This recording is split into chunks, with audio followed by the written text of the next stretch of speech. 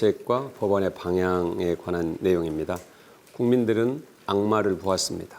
우리 사회에서의 악마를 추방하기 위해서 초강력 대처하라는 것이 국민들의 요구입니다.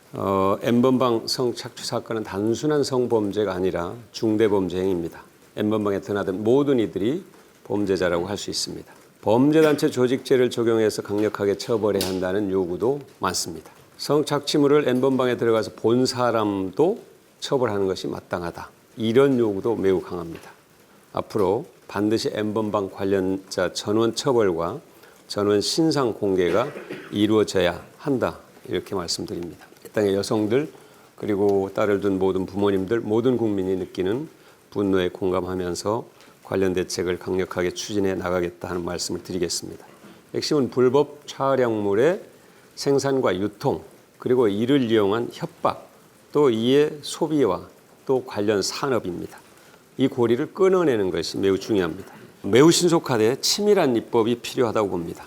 첫째는 불법 촬영물 처벌 대상과 수위를 대폭 강화하는 것입니다. 둘째는 불법 촬영물을 이용해서 협박하고 또 이를 유포하는 범죄도 성범죄의 범죄에 포함시켜서 강력하게 처벌하는 것이 필요합니다.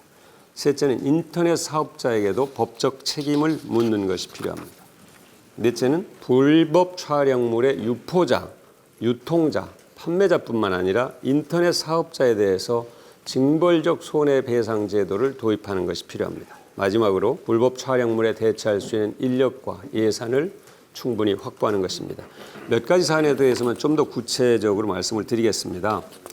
불법 촬영물 처벌 대상과 수위를 높이는 문제와 관련해서 현재 우리의 처벌 수위는 범죄자들도 비웃는 수준, 솜방망입니다.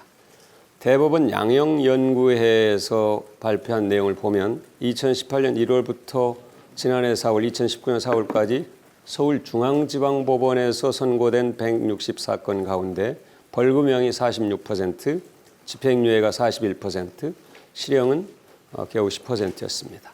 그리고 여성가족부에 따르면 아동 청소년 음란물 제작의 처벌도 1심에서 집행유예 비율이 54%나 됐습니다. 미국의 사례를 보겠습니다. 미국은 아동 청소년 음란물을 한 차례 다운받은 혐의를 받은 사람에게 징역 70개월, 보호관찰 10년형을 선고했습니다. 반면 우리나라는 사이트를 운영한 범죄자에게조차 징역 18호를 선고하는데 그쳤습니다. 아동 청소년 음란물에 관해서 미국은 전송, 배포, 판매 목적을 위해 소지할 경우 20년 이하의 징역을 내리고 성범죄 전과가 있을 경우에는 15년 이상 40년 이하의 징역에 처합니다.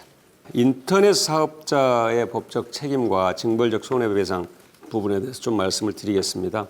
정보통신망법을 개정해서 인터넷 사업자에게 불법 촬영물에 대한 예방과 방지 의무를 부여하고 이 의무를 이행하지 않으면 엄격하게 처벌하는 것이 필요합니다. 특히 여객 사업자들에 대한 규제를 위해서 여객규정 신설과 국내 대리인 제도가 꼭 필요하다는 말씀을 드립니다. 범죄자에게 범죄 수익을 환수하는 것은 기본적인 대처입니다.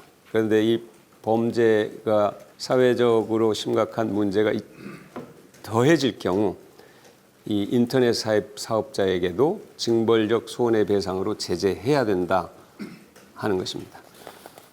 여객 사업자와 관련해서 조금 더 말씀을 드리겠습니다.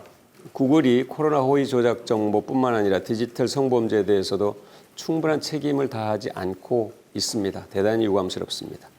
N번방과 관련해서 이미지를 검색하면 국내 포털 사이트에서는 검색 결과가 없다 이렇게 나오는데 구글에서는 이미지와 연관 내용이 그대로 노출되고 있습니다. 피해자 신상을 유추할 수 있는 것까지 있습니다. 윤리 또 양심이 있다면 구글은 당장 검색 자체를 막아야 할 것입니다. 해외 사업자가 자체적으로 삭제한 건수가 30% 정도밖에 되지 않습니다. 나머지 70%는 그냥 아무런 제재 없이 유통되고 있습니다. 국내 인터넷 사업자들은 방심위가 디지털 성범죄로 판단하면 거의 삭제조차 하지만 해외 인터넷 사업자들은 이에 응하지 않습니다. 규제 수단이 없기 때문입니다. 국회가 이러한 문제를 심각하게 인식하고 법과 제도 보완에 나서야 할 것입니다. 이상입니다.